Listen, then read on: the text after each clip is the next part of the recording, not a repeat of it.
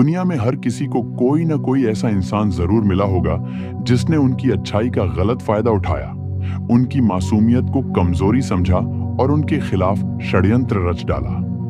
हर किसी की जिंदगी में एक ऐसा मोड़ आता है जब हमें लगता है कि अब बहुत हो गया, अब चुप रहने से कुछ नहीं होगा।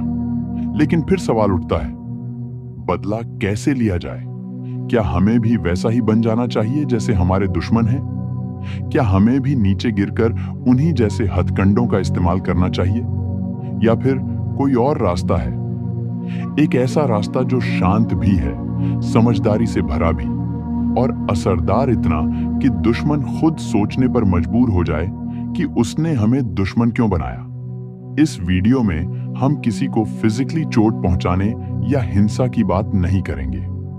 हम बात करेंगे उस मनोवैज्ञानिक और रणनीतिक ताकत की जो किसी इंसान को चुपचाप लेकिन पूरी तरह से बर्बाद कर सकती है, बिना एक शब्द कहे, बिना हाथ उठाए। अगर आपने अब तक किसी से सिर्फ इसलिए मुंह मोड़ लिया क्योंकि उसने आपको तकलीफ दी, आज आपको एक नया रास्ता मिलेगा जहां आप सिर्फ अपना नुकसान रोकेंगे नहीं बल्कि उसे उसकी जगह दिखा पाएंगे, और वो भी शांति से। हर बार जब आपका दुश्मन आपके खिलाफ कोई चाल चलता है, वो अंदर ही अंदर उम्मीद कर रहा होता है कि आप प्रतिक्रिया देंगे, कि आप गुस्से में आकर जवाब देंगे, टूटेंगे, चीखेंगे, चिल्लाएंगे, और वहीं से वो जीतना शुरू करता है, क्योंकि आपकी प्रतिक्रिया ही उसकी ताकत है। लेकिन सोचिए, अगर आप कुछ न कहें, न रिएक्ट करें, बस मुस्कुराकर उसे देख लें, तो उसका क्या हाल होगा? आपकी चुप्पी उसकी बेचैनी बन जाती है। वो सोचने लगता है कि आपने क्या प्लान किया है, आप क्या करने वाले हैं, और यही मानसिक तनाव उसे अंदर ही अंदर खा जाता है। एक बार की बात है, एक शख्स ने अपने दुश्मन को हर दिन प्रोवोक किया, लेकिन जब सामने वाला सिर्फ मुस्कुराता रहा और कुछ नहीं बोला, तो वो परेशान हो गया। आखिर में वो खुद ही अपने जाल में फंस गया, क्योंकि उसने सोच सोच कर अपने ही दिमाग को खा लिया। शांत रहना एक कला है, और जब आप इस कला में माहिर हो जाते हैं तो आप बिना कुछ किए भी बहुत कुछ कर जाते हैं। अब बात करते हैं असली ताकत की, अपनी तरक्की की। जब आप अपने जीवन में आगे बढ़ने लगते हैं, अपनी स्किल्स को निखारते हैं, अपने काम को चमकाते हैं, तो आपके दुश्मन खुद ही आपकी धूल में खोने लगते हैं, क्योंकि जिस समय वो आपको गिराने की प्लानिंग में खर्च कर रहे होते हैं, आप उस समय खुद को और ऊंचा बना रहे होते हैं। दुश्मन को सबसे ज्यादा चोट तब लगती है जब उसे लगता है कि वो आपको रोकने में नाकाम रहा। जब आप समाज में इज्जत पा रहे होते हैं, लोग आपको सुन रहे होते हैं और आपके साथ खड़े हो रहे होते हैं, तब उसका अहम चकनाचूर होता है। आपको कोई नीचा दिखाना चाहे तो खुद को इतना ऊंचा बना दो कि उसकी कोशिशें खुद ब खुद बेमानी हो जाएं। यही असली जवाब है, और यही सबसे बड़ी जीत। हर इंसान की कोई ना कोई कमजोरी होती है, चाहे वो उसका घमंड हो, उसका डर हो, कोई रिश्ता हो, या फिर उसका सीक्रेट। जब आप अपने दुश्मन का मनोवैज्ञानिक विश्लेषण करते हैं, जब आप उसे समझते हैं, तो आप जान पाते हैं कि वो कब असल में डगमगाता है। उदाहरण के लिए, एक इंसान जो हमेशा सबसे आगे रहने की कोशिश करता है, वो अंदर से बहुत डरा हुआ होता है कि कहीं उसकी छवि टूट न जाए। जब आप उसके सामने उसकी झूठी छवि को धीरे धीरे सामने लाते हैं, सार्वजनिक रूप से नहीं बल्कि परिस्थिति के जरिए, तो वो खुद अपने ही जाल में फंस जाता है। कमजोरी को जानना एक बात है, लेकिन उसे समय पर इस्तेमाल करना कला है।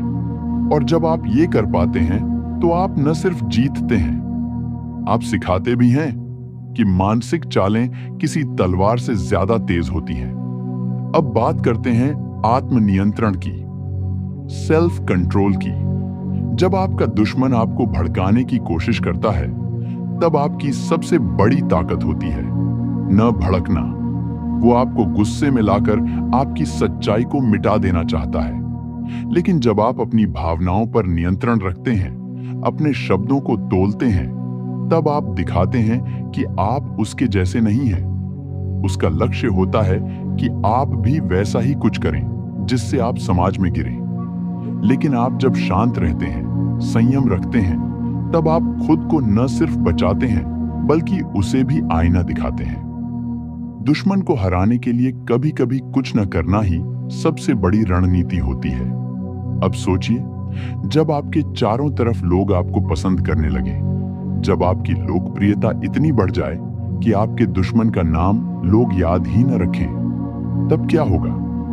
यही होता है जब आप अपने काम, अपने व्यवहार और अपनी सोच से लोगों के दिल में जगह बना लेते हैं। दुश्मन को सबसे ज्यादा चोट तब लगती है जब उसकी कोशिशें नजरअंदाज हो जाती हैं, जब लोग उसके झूठ पर विश्वास नहीं करते बल्कि आपके सच को सिर आंखों पर बैठाते हैं।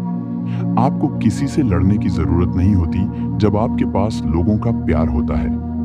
ये वो ढाल है जिसे कोई भी पार नहीं कर सकता। और अब आते हैं उस तकनीक पर जिसे रिवर्स साइकोलॉजी कहा जा सकता है, यानी उसकी ही चाल को उस पर पलटना।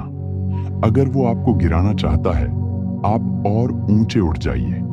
अगर वो आपको बदनाम करना चाहता है, आप और ज्यादा सच्चे बन जाइए। अगर वो आपको भड़काना चाहता है, आप और ज्यादा शांत हो जाइए। जब भी कोई आपको नीचा दिखाना चाहता है, तो वो चाहता है कि आप उसी स्तर तक गिरें।